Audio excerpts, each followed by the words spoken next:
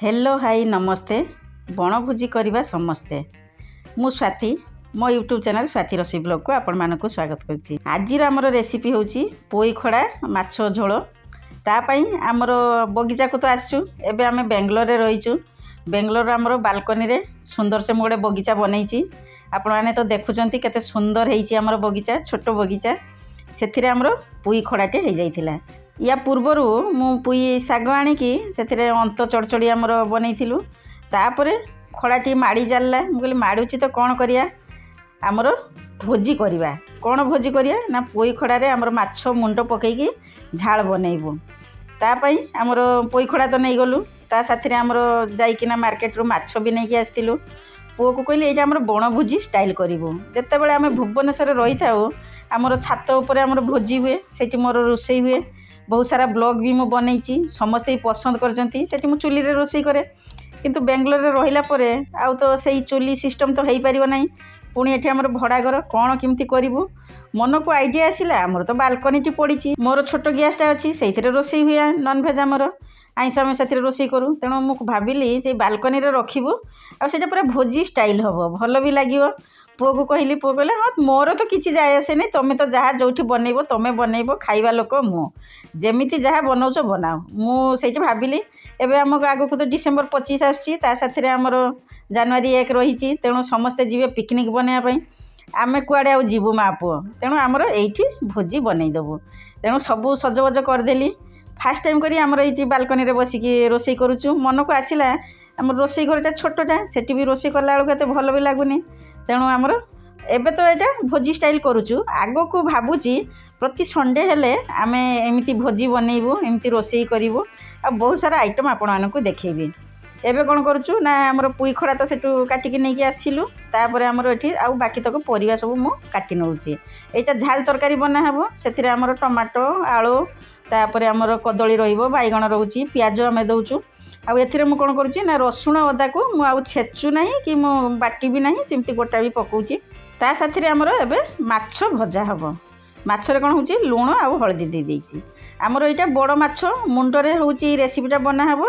आउ ता साथरे आमर नै आसी आमर गोटा माछ अछि, अलगा माछ भी अछि, ताको भजा हबो। आउ पुओ भी कोन कहला ना आमर एबे रिसेंट कार्तिक गला, मार्गशीर गला, भल से तो खिया हेई नथिला सेमती नॉन वेज।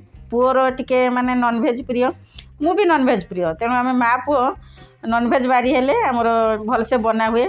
बेंगलोर हो, भुवनेश्वर हो, भोगराई हो, जोठी भी हो, किछि ना किछि तो मु बनई देबी। आमर माछ भजा ही गला। पुओ सेपड़ कहूँ मामा कौन रेसिपी बना सैला एबे खाइबु।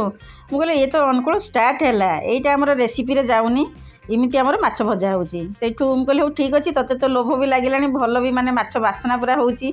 आ बाहर रोषेई कला बेलू बासना पूरा जे चारिआडे महम बासी जाउची, पूरा घर भलिया हेइची। भाबिली एई आइडियाटा आगुरु काहेकि आसिला नाही। एबे आमर कोन करचु ना रेसिपी पई आमर माछ भजा हबो। आमे कोन करथु एठी सोरिष तेल रे यूज करछु। एठी रिफाइन तेल यूज करने। माछ तरकारी जते बनौछु सोरिष तेल रे बनले पूरा टेस्ट पूरा जेमति जबरदस्त हबो।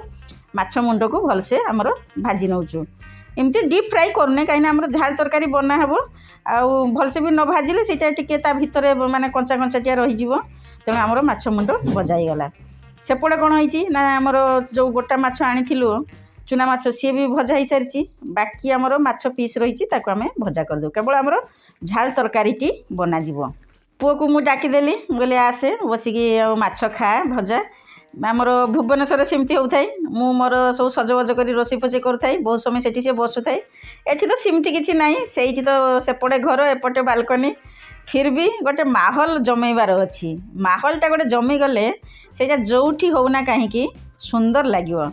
समस्ते भावे कुआड़े कौन पिकनिक जीवु, भोजी करूँ, जोठी भी जगह पाउचंती सेठी भी भोजी करदेवे। आमर जदि तलकू जाऊँ बेसी लोक होइथिले तले जाइकी गोटे जगार घेरी पकईकिना सेठी भोजी फोजी कर दियंतु। बण भोजी तो जोठी बण सेठी करूँ भोजी। तापर आमर सब सामान पत्र रेडी हो गला।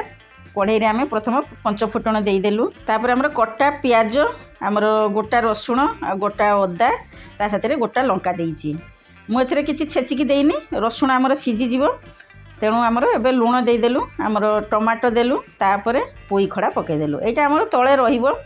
मु एटा प्रेसर रे सिझौ नाही, एमती आमर भाजी भाजी करिवो। जेहेतु पोई खड़ाटा टिके टाइम लागिवो, तेणु पोई खड़ाटा मु तले देदेली। तापर टिके समय कभर देदेबु। लूण मु देदेइची, आमर टमाटो भी सीझीज आ जो रसुण कोला जो दि जाइए ସେଇଟା भी भलसे सीझीज तापर आमर कौन करूँ ना आमर आलू रखी आलू देदेलु कदली कंचा कदली तापर आमर बैगण दे दौचु लेयर बाय लेयर देदेली तापर अल्प टिके हलदी देकिना पुणी कभर दे दौचु देले कौन हो जो बांफ देकिना ସେଇଟା सीझीब एबे किछि मु पानी दौनी पानी देदेले कौन हम ना सी टी अलग प्रकार माने रोसे हो यहाँ कौन हो सन्तुली की आम बनाऊँ तापर एबे सब मसला तक आम दौचु लंका गुंड धनिया पाउडर जीरा पाउडर आउ गरम मसला पाउडर देदेलु तापर भलसे गोलेदेलु एठी आमर किछि गोटा मसला पड़ी नाही अल्प टिके आमर जो पियाज कटा पकईचु अदा आमर गोटा पड़ी तार बास्ना आसब तापर अल्प टिके पानी देदेलु एटा आमर झाल तरकारी बनाहब तेणु पानी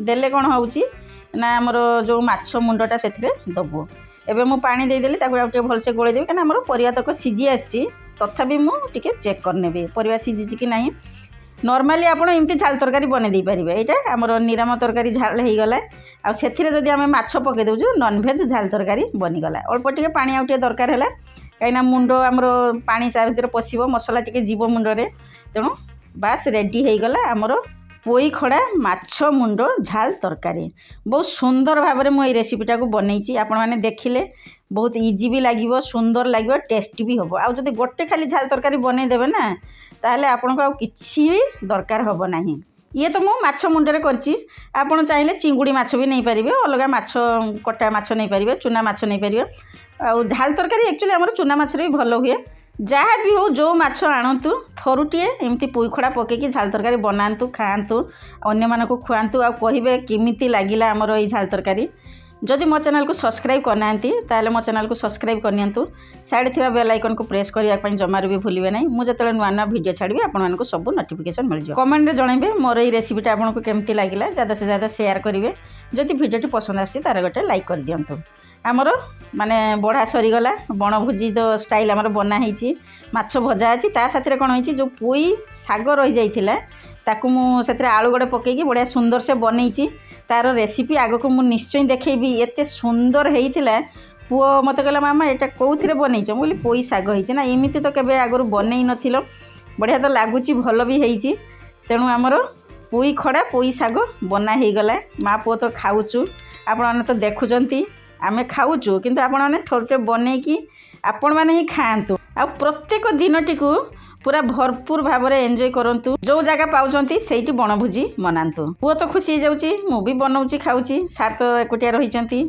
मने मने तो आसुची टिके जे सार रहितिले भी भल ही थांता सेपटे कोन कोन खाउथिबे कि नाही के जानी फिर भी कोन करिवु ए वर्ष कोन हैला ना हमरो जिमती डिसेम्बर 25 जनवरी 1 आमर पड़ जाइए गुरुवार तेणु माने पूजार बार पड़ी समस्ते तो मंदिर जाती फिर भी भोजी बनाती क्योंकि भोजी जे खाली से दिन बनइबे तार किछि माने नहीं पूर्वर भी भोजी बनई पारे पूर्वर भी पिकनिक बनई पारे आमर जो एटा माने पिकनिक टाइम आसीगला डिसेम्बर 15 पाखर प्राय जनवरी 15 पर्यंत समस्ते बुलिया जाती पिकनिक मनाती आमे भी आग को जीवु एबे तो आमर ये खियापिया सरीगला राति हो गला आमर जो सामना बिल्डिंगटा तैयारी होउथिला सेटा कंप्लीट हो गला मु भीतर थी मते कोन टिके माने लाइटटा भीतर देखागला मु पो को डाकिल कहली जा से देखिबो कोन लाइट सजा हलानी सेठी तांकर हुए तो तांकर घर प्रतिष्ठा हो बोधे से लाइट सजैचंती माँ पुओ बाहर के आसिक देखिलु माने बहुत सुंदर देखा जाउची घरटा तांकर भी सेपटे सब गेस्ट फेस्ट आसुचंती